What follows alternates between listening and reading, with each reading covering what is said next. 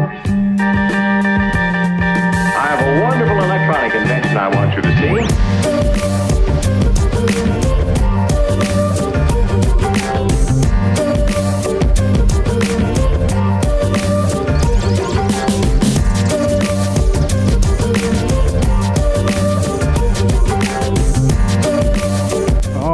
We are back to working on the Miata. So we've got destroyer die, angle kit, knuckles, everything. We've got my LS CD09 to 488 rear drive shaft that I picked up the other day. If you guys saw that video, I'm just excited to make sure that fits and I didn't measure it wrong. But we also got the last couple pieces of the puzzle. So we got a Coca-Cola. No, just kidding.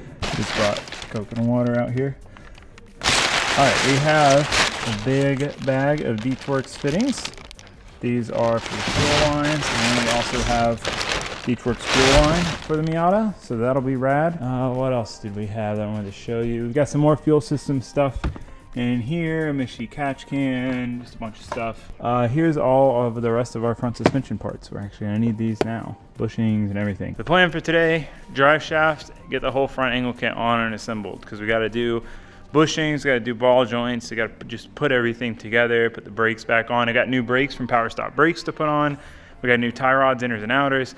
So basically we're doing all the front suspension today and the drive shaft. We'll do the drive shaft first just to make sure it fits. So I'll know if I should cry for the rest of the day or be happy for the rest of the day. Oh man. Funny side note, the move was so hectic. I was almost out of my neighborhood and I noticed the hood moving around. And I was like, oh man, what did we strap that down with? Oh, we didn't. So I grabbed my iPhone charger cord and tied it down to hold the hood down for the hour-and-a-half ride.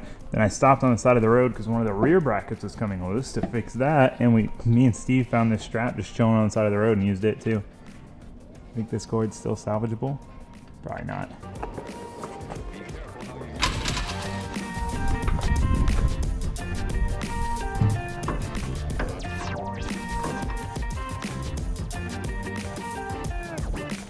All right. The drive shaft is officially in. I could have gone, you can see how much of the yoke is like exposed there. I could have gone about a ½ inch shorter. There's like the stud that sticks out for the pinion here, which is like an inch out. So it needs to be at least an inch shorter than bottomed out to be able to get it over that and, you know, put it down. But it's like an 1.5 inches. So like they made it an 1.5 inches shorter on purpose. So it could have gone about a ½ inch less, but I mean it fits. There's plenty of engagement at the spines. All is well. Okay, embarrassing moment I'm gonna tell you guys about. So first I put it in and there's like a ton of the slip yoke exposed, or what seemed like a ton, and I'm like, oh my God, I measured this wrong somehow. How did I measure this wrong? Because I checked the drive shaft. The drive shaft was an 1.5 inches shorter like it was supposed to be. I'm like, man, I don't get it. It just doesn't make any sense. So I like put it in and do all these measurements, and it's right. Tons of slip yoke engaged. There's only like an inch, 1.25 inches showing. So I'm like, okay, cool, let's bolt it down. So I hit the 2 bolts at the bottom, go to spin it. Oh, it's in gear. Get out, go to put it in neutral. It's already in neutral. I'm like, okay. So I start messing with the driver's side rear wheel, jiggle it, put it in neutral, put it in gear, jiggle it, jiggles the same. I'm like, what the hell? So I go under there. If I jiggle it at the trans, it locks when it goes into gear, and then it has like a little bit of play when it's not. And I'm like, something must be stuck between the gears, like this trans is screwed. I gotta take this all back apart. Oh my God, this is terrible. What am I gonna do?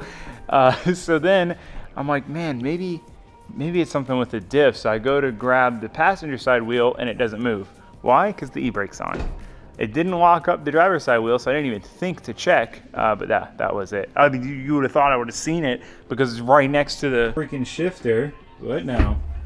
So just so you guys know, we all have our moments where we do silly stuff that you would think we wouldn't do. I have been working on cars for a while and I still make the dumbest mistakes all the time. So if you ever make a silly mistake, don't feel bad. We all do it. And those people that claim not to are just lying. All right, so Destroyer Die is a UK-based company. Even with shipping, which is, I mean, it wasn't that bad, honestly, from there to here, their angle kit setup is really affordable because you just need a lower control arm and a knuckle. You don't really need an upper. The stock upper doesn't really interfere at big angle. And you don't make it adjustable anyway. So that is what we got. Oh, they sent me some rad shirts. White one and a gray one. These look really nice. I would put them on now, I might put the gray one on now, but I'll just destroy it immediately.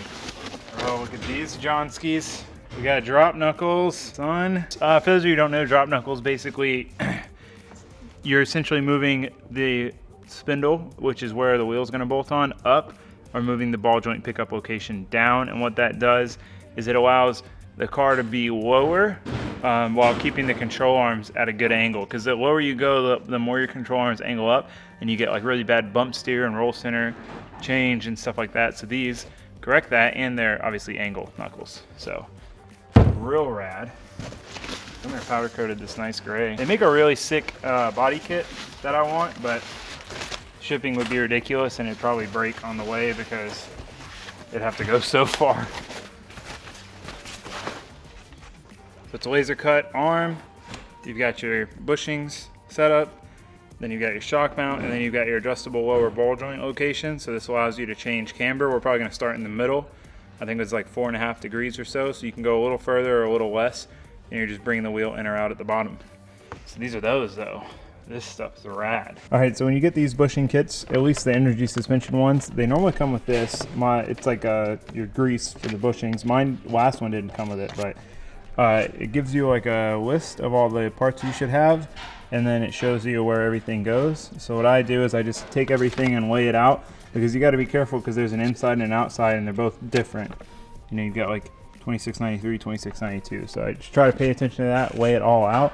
So I've got the two lowers laid out, and then that's the stuff for the upper, which is simple because it's just the same bushing and the same sleeve on both sides. Very easy. So I'm gonna go ahead and throw these in, then we can get the uppers off, throw those in, then we can start throwing it together.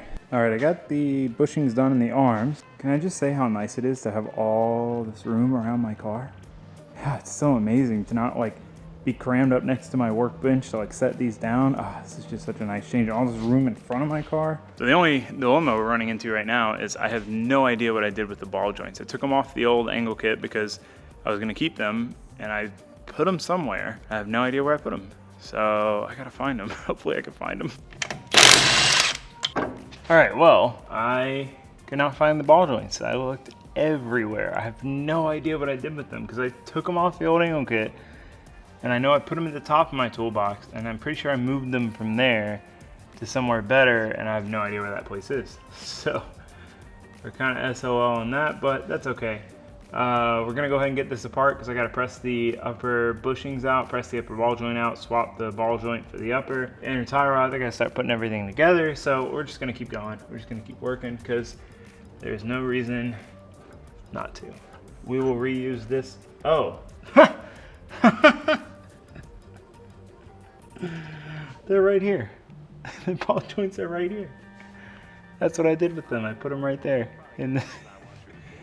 Oh, guys. I just spent like an hour looking for ball joints that were right there. Jeez Louise. Okay, well, we can take this apart now.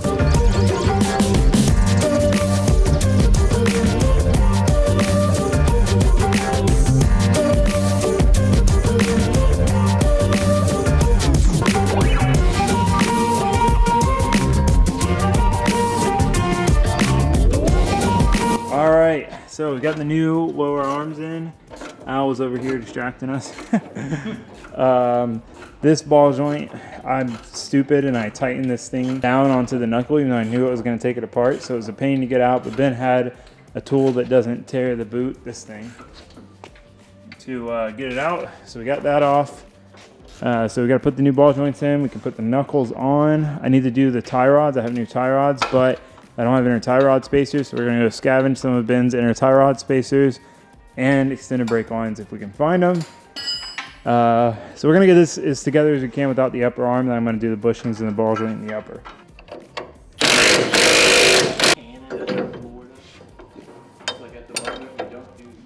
I got the bushings and the ball joints pressed out of the upper arms. I figured I'd just get them majority painted real quick. Ben's putting an amp in his truck while he's waiting on me to finish these arms. Once we finish these, throw everything together. So I got one new ball joint in. You just press them in, pretty simple. There's a C-clip that goes on the bottom, but we got a tack weld. Oh, I guess we don't need a tack weld at the top. We got a C-clip on the bottom. Oh, cool. That's easy. Yeah, here's the old one. Fried. Old bushings. We'll put the new bushings in. Very, very simple process. You just put some grease on it, slide it in, and we can put the upper arms on. And he's ripping his pit bike. So the only dilemma here is I still don't have inner tie rod spacers. We looked, we found his rack, and one of them was gone. So I don't have inner tie rod spacers, so I can't put the new tie rods on. I thought it was raining. I was like, you just got stuck in the rain. So that just kind of sucks because I don't want to like bolt the old tie rods on because I had to hammer them out and stuff. So we'll probably like put them in just enough to test angle and stuff, but I hate not being able to finish something in a day. So anyway, I'm gonna finish this up. I'll show you guys what it looks like when I'm done.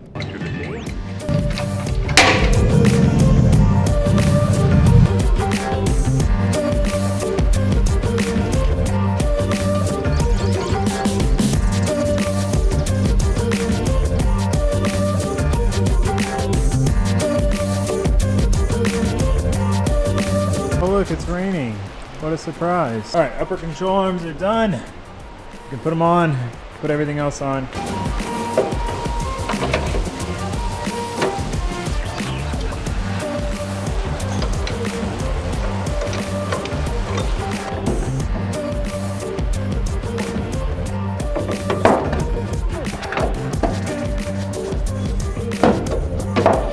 All right, we have new hubs.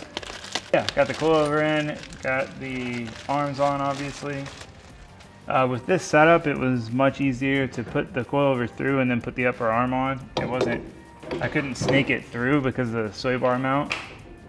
So, for those of you at home, want to go on. All right, so we ended up having to use the old wheel bearings because the new ones, I don't know what the deal was. Neither of us could get them to go on. Whereas these went on, I mean, we had to tap them on and then impact them with the axle nut, but they went on without much hesitation, whereas the new ones did not want to go on no matter what. I don't know. I'll have spares. If I ever need to replace them, I'll just replace them. So now we're going to put all the brake stuff on. Let me show you what I got for that. All right, so I've got a bunch of power stop brake stuff. So we've got, obviously, we got 2 pairs of front pads, so I have an extra set, and then we have 2 different compounds for the rear and 2 pairs of those. So for the handbrake, I want to try 2 different compounds and see which one works better. Brake pads, it's always like a give and take. Like if you have a brake pad that grips really well, generally it has to be heat cycled and get hot. You know, there's basically a warm up time. Whereas with like a handbrake, you wouldn't really want much of a warm up time because you're not, you know, holding it for extended periods of time. You're not dragging it enough to get it hot. So there's 2 different compounds that we're going to try. For now, we're just doing the fronts. We'll do the rears later on-ish. I got to put the dual caliper setup in, so when I do that.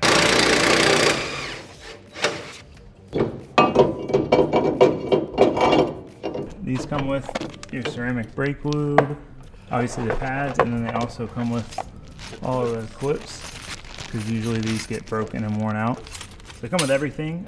These are the straight up track day pads. There's like a code name for them that I forget. It's been a while. I was supposed to install these brake pads a long time ago, and it got delayed. Womp, womp, womp. All right, new power stop brakes are on.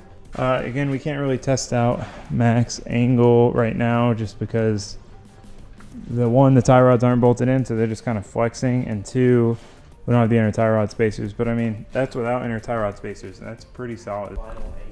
Per se. Yeah. Oh, and I never even showed you guys.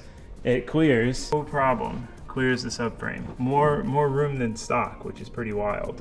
So that's more or less what it's gonna look like. Might pull some camber out. We're gonna wait to mess with the camber setting on the control arm until we align the car, which we can't align it until we get the tie rods on. So we're gonna wait on all that. But huge thanks to Power Stop Brakes for sending those brakes over. They're really nice. Really stoked on the Destroyer die stuff. It fits very well. It is very well put together, and it's actually pretty affordable. I think the control arms are like in the $300 US range, somewhere around there. Maybe they're a tiny bit more expensive. Depends on the conversion rate.